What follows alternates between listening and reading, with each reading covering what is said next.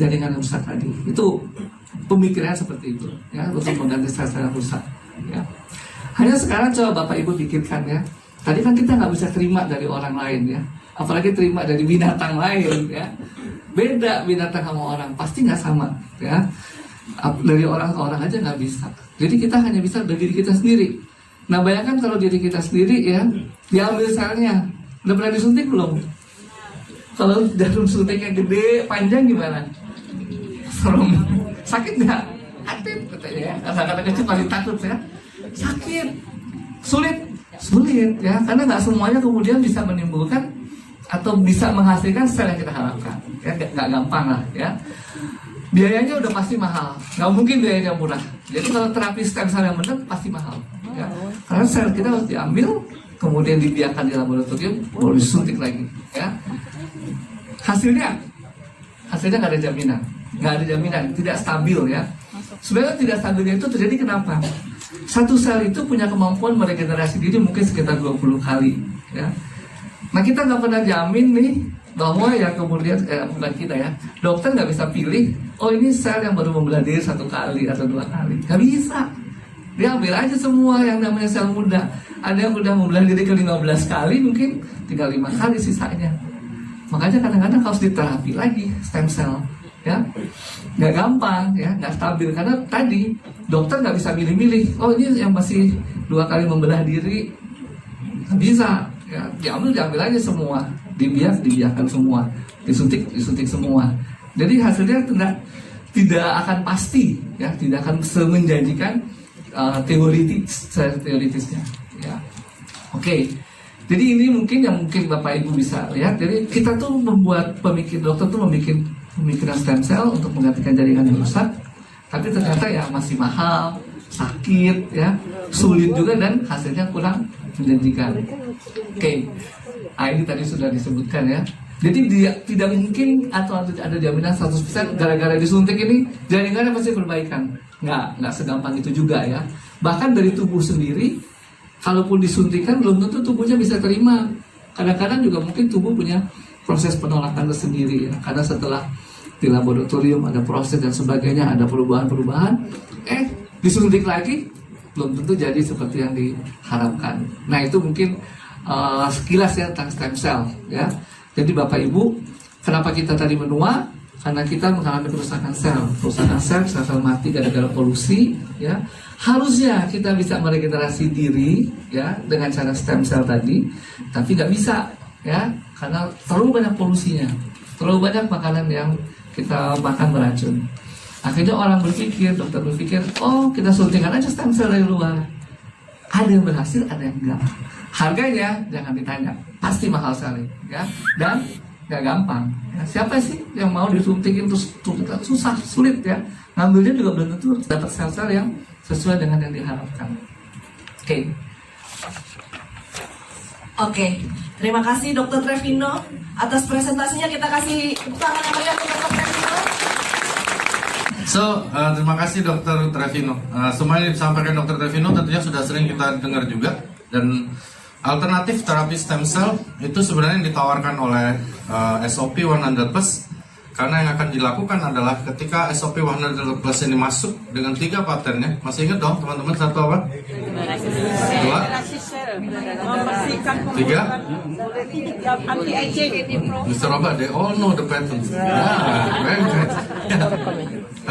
Dengan seperti itu maka kita sebut itu suatu alternatif stem cell terapi, karena seperti kata Dr. Trevino tadi, repot kalau kita harus disuntik dan sebagainya. Oh, Dr. Yudi, how are you? Jadi selalu kita harus memikirkan seperti kata Dr. Trevino, banyak langkah-langkah yang harus kita pikirkan. Baik indikasinya, kemudahan memberikannya, dan tentunya juga ketiga harganya dan fungsinya. Nah, banyak teman-teman di lapangan sering bertanya bahwa ini tidak mungkin ada stem cell yang di dalam bentuk serbuk, dan itu nanti tentunya di pihak manajemen dan pihak dari Jepang akan lebih menjelaskan lagi. Tapi yang pasti adalah produk kita punya 3 paten yang teman-teman sebut tadi, yang akan mengaktifkan stem cell kita sendiri. Sehingga ketika stem cell kita aktif, otomatis yang dikatakan Dr. Trevino tadi akan menjadi lebih nyata, di mana tubuh kita akan perbaiki diri kita sendiri, begitu. Oke, banyak yang udah rasain ya, Bro Sukiman, Steve, semuanya jadi lebih mudah ya Steve ya. So, termasuk mamiku, my mom, ya thank you Mr. Roba.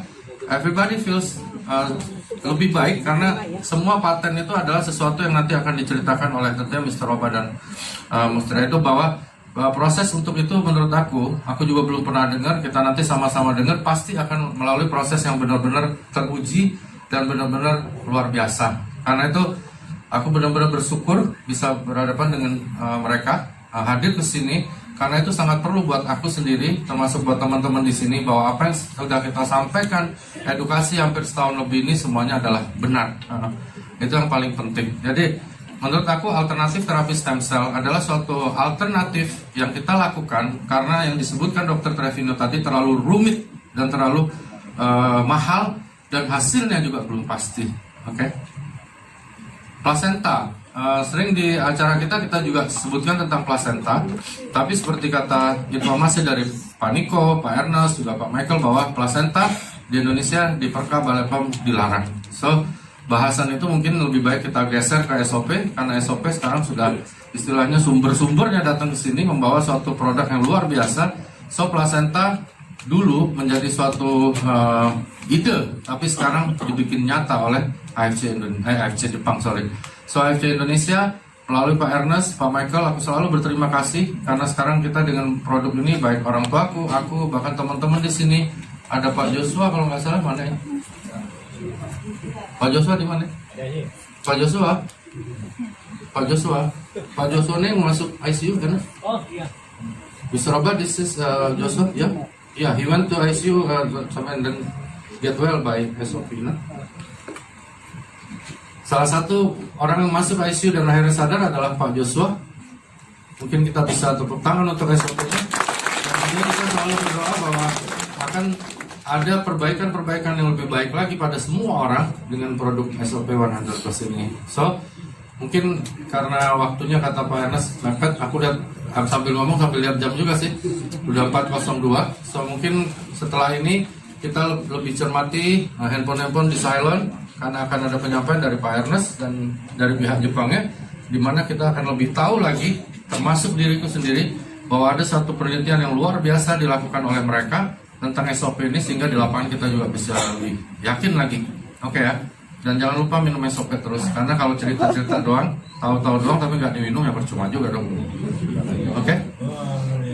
Lalu mengaktifkan kembali stem cell, kata Dr. Trevino tadi.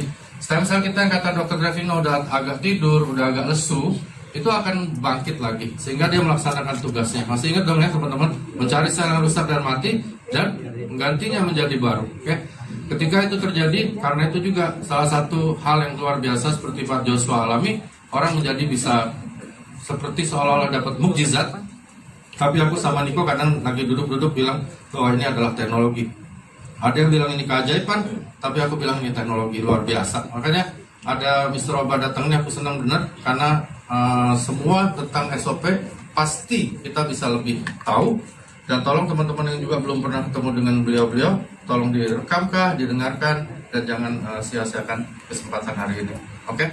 Mungkin itu aja dulu. Terima kasih sekali lagi. Thank you Mr. Roba, Mr. Edo, dan Pak Ernest, Pak Michael, dan semua tim yang sudah nyiapin acara ini. Mudah-mudahan setelah keterangan dari mereka kita menjadi lebih semangat lagi. Thank you, bye-bye. Thank you, kita